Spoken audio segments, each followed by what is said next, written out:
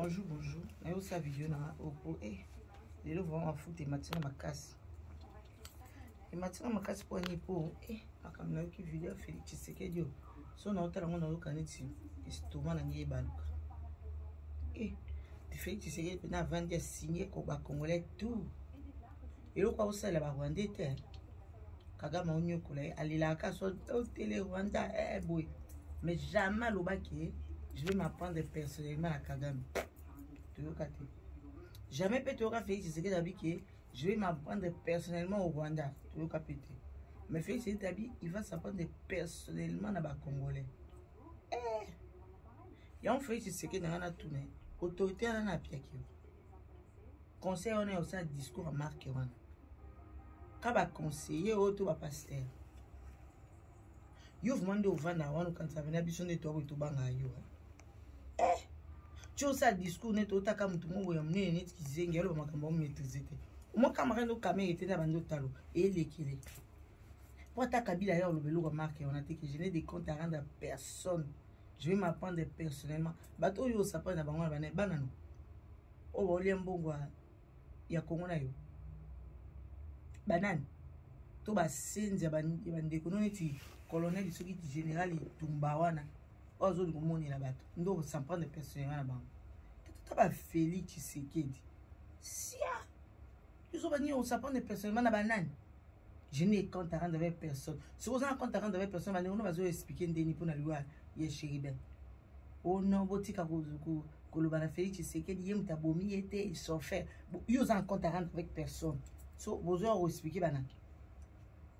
Pourquoi président Mayele était gouvernement Congo tout ça nous pour tous bololé ou ya toro muneno akoma président biso et lo kwa paiement muneno zo ngo panzanate un bon à rien il y a ta salaire na été bazu ba quitter biso gizi président discours on a seka na okati panzi parce que mais bololé o aloko ti sou o appel biso chaîne de compte à rendre avec parce yo autorité on sait la biso au moins na kutu na moi sino ko autorité wana no salon ya mangungu talaka biso neto ebele boy neto ba biso boy yo Félix Tshisekedi do transport o sapa na yo o sapa na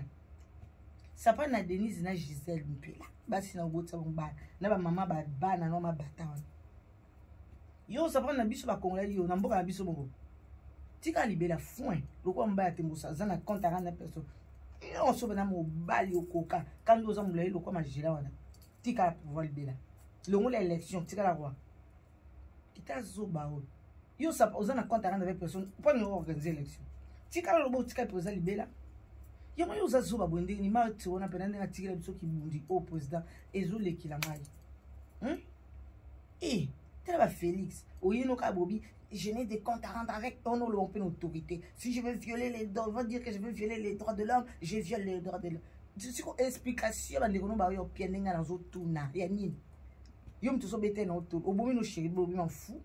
na bomi alors na bazo de donner au point que ça les lokote kabila kanda bomi chebe ya mais yo bomi chéri ben yo bomi chéri ben obomi pe papa na kufa lobi na kati ya soki ya tonu ya libulu soki ni colonel soki kabulu obomi oboma pe ba Jackie Lungu oboma ba na noko na bino na kufa oboma pe tata bino association na mama no. Le président est parti il y a apparemment à Hiro. Azor comme c'est que j'ai des comptes à rendre avec personne. Elle a eu un compte à rendre avec personne. Si elle a beaucoup de filles le cause un compte à rendre avec personne. Et mon gongo bana boudé beaucoup. Ozoko bon sambo kate ozo baby sambo kama kamyo suzo zala ça ne va pas. Ba soda kuna bazole la paiement ba dollar kuna zo mata ba kozanga kolia ba kidnapper kuna osali discours te. Yo keka ko s'en prendre ba Congolais mais Rwanda boto biso ba bunaga na bamboka o s'en prendre na bango o sele bango discours marcoté so ke kuno bimi bébé lela mo le Rwanda nous agresse mais biso zo c'est ce qu'on s'en prendre personnellement et bembe non Félix Tshisekedi sia tela zoba o la boutique mboka na biso zo kende azo belo côté mboka zo ki na catastrophe avant dinien si manangwa yo lo ba biso ka s'en prendre ba Congolais ba pe ba fani ba talio po ba banga yo tete petit tele oui na mo ka ni ti Shrek aleki azo beta di solo devait m'apprendre à personne donc tole to busy tout ça to banga yo yo na tata no si bosali kabila campagne ya abomi chebe ya papa bino ki koma mikanda ndinga yeba ndeko koma lokwa mutali boma pozo ba eta n baza na sima na ye tata bino yo sa ba désordre tata mo ya mukola zena sonité abibina baba se ya ndo banga batute biso nto ya kubanga yo tata bino sa ba désordre na vida yo momo wana lati couper no mabe wana na moniere na polono wana bando lati mo ne sila mena makila carré carré ya ligne yo obando ko ba respecter kabila yo allez respect nos gens c'est biso sans pas na biso tant congolais wa ko la désordre sur le plan yo sa pas na yo o sa pas na tra toro yo assassin wo muta science okiti ndokyo na ba pasteur ne lu kuta ba na simani ba ko pe ba professeur na bango mai pai e ko kisa mate je vais m'en prendre personnellement prendre que tout le monde fion en prendre yo en prendre yo za na compte rendre tout ce qui me condoléances ya somo ya ko banga penza ke non e libabe ngela elanga ya chéribe ba chéribe pe misusu tamba zo sa ba tika za zo za mayelete ba commission président na bango